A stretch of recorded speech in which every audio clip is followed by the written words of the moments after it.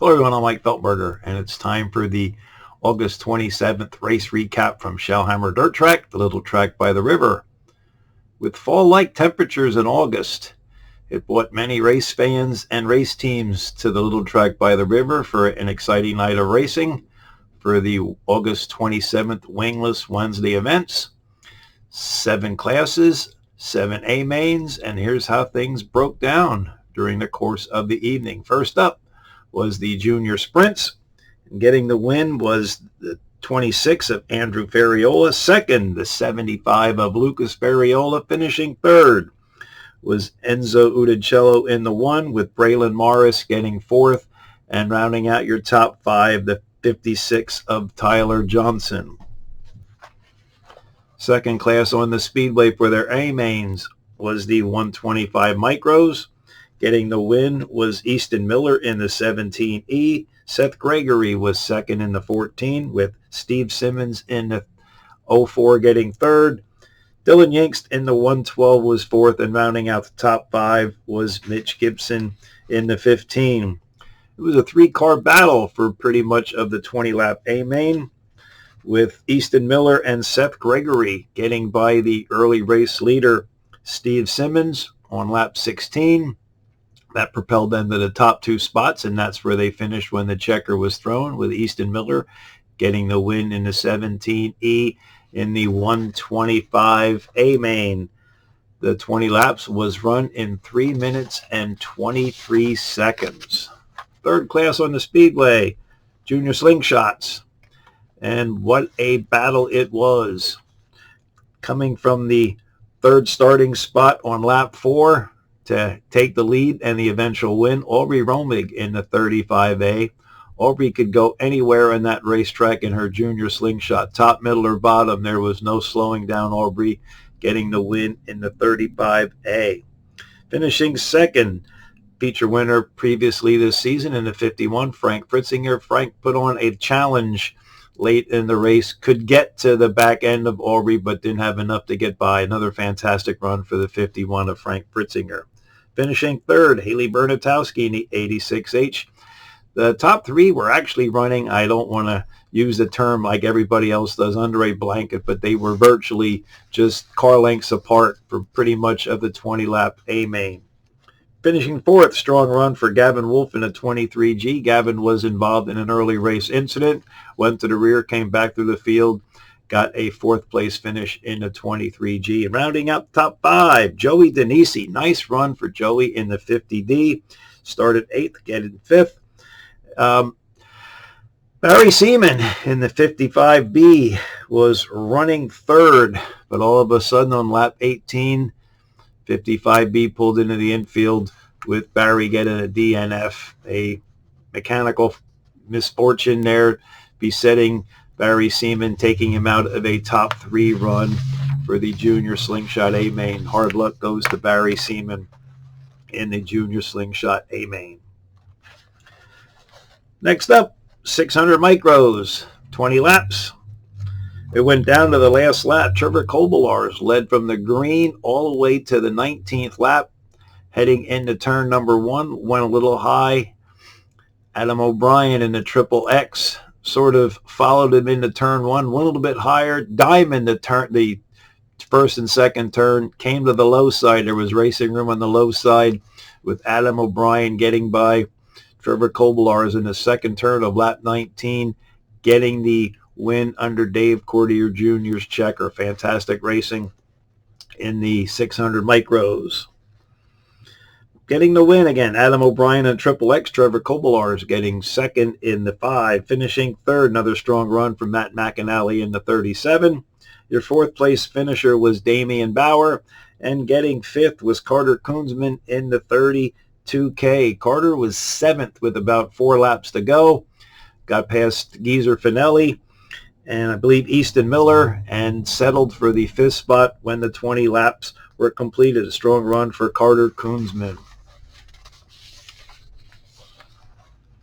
5th class on the Speedway, All-Star Slingshots. This was a ladies' night, as you can tell, with Aubrey Romig getting the win in the junior slingshots. Well, The All-Star Slingshots made it even better for the lady drivers. Getting the win in the 17L was Lindsey Garl. A strong showing again for current point leader Haley Ero in the 57E, getting second, with third going to the 36 of Jocelyn Durinsig.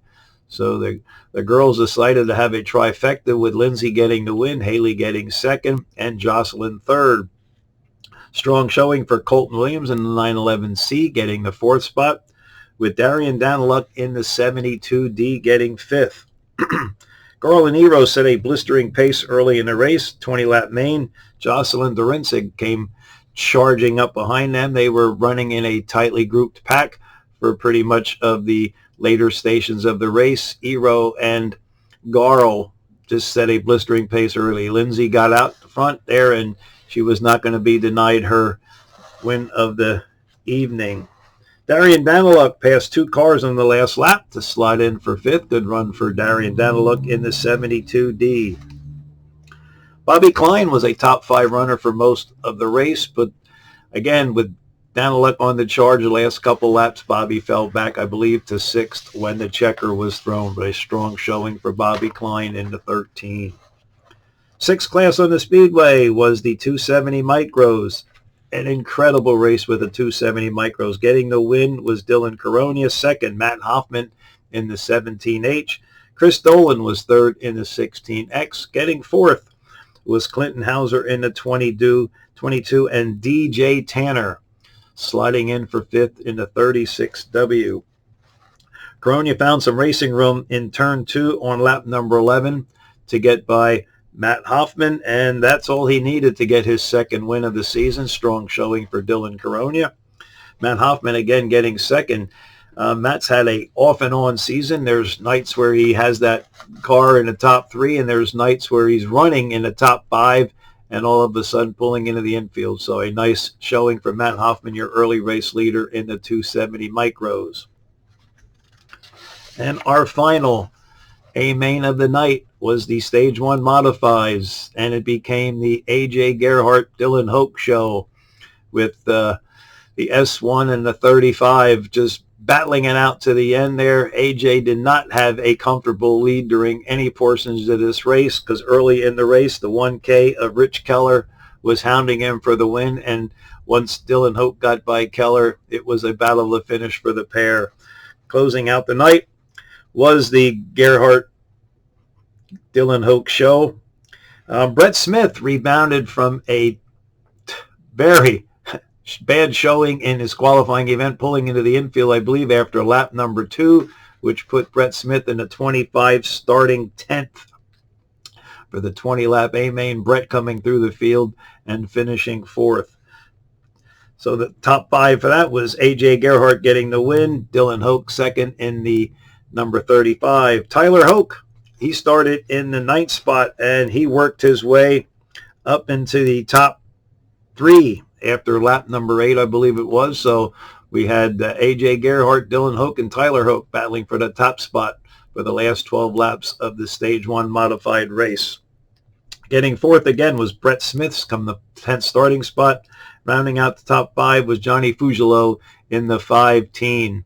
Johnny was another one that he started up pretty far in the A-main, fell back a little bit on one of the restarts, regrouped, and came back charging through the field for a nice top 5 finish.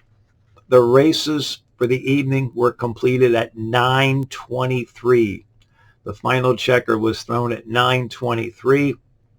And for the 10 qualifying events and the 7 A-mains, only a total of 8 race stoppages, 8 cautions for all the racing at Shellhammer Dirt Track, the little track by the river, for August 27th. An incredible night of racing, some fantastic racing on the Well Prep Speedway by Dave Cordia Jr., some wheeling and dealing. No really dirty moves during the course of the night. Everybody seemed to mind their P's and Q's. Some fantastic racing on the little track by the river. But again, the checker thrown at 9:23. Everybody was on their way home, officials included, at 9:45. So hope to see everybody back again for the next event, which will be the resumption of the August 6th night of racing, and then followed by features only. So on behalf of the Courtier Family Productions, I'm Mike Feltberger. Thank you and hope to see you at Shellhammer Dirt Track next week.